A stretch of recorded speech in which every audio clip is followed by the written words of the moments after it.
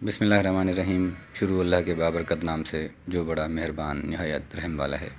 السلام علیکم ناظرین، آپ تمام حضرات کو رمضان المبارک کا مہینہ بہت بہت مبارک ہو۔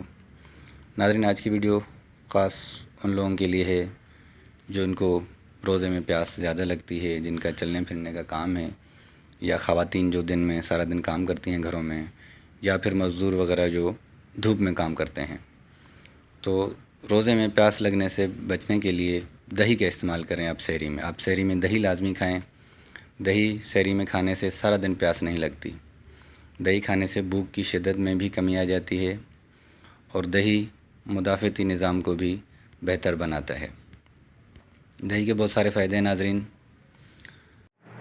سحری میں تھوڑا سا دہی کھا لیا کریں، جتنا کھا سکتے ہیں اتنا کھا لیا کریں، تو انشاءاللہ سارا دن آپ کو پیاس کی شدت بہت کم محسوس ہوگی۔ اس کے علاوہ ناظرین ایک چیز اور ہے، چھوٹی الائچی۔ چھوٹی الائچی کے 3 دانے آپ سحری کھانے کے بعد، یعنی کہ جب آپ نے سحری وغیرہ کر لی، اس کے بعد اینڈ میں آپ نے 3 دانے کھا لینے۔ چھلکے اتار کے صرف جو دانے ہوتے ہیں، بلیک دانے، وہ آپ نے کھا لے، چبا لینے، چبا کے بھلے پھینک دیں۔ اس سے بھی انشاءاللہ سارا دن پیاس کی شدت میں بہت کمی محسوس ہوگی۔ انشاءاللہ آپ کو پیاس نہیں لگے گی۔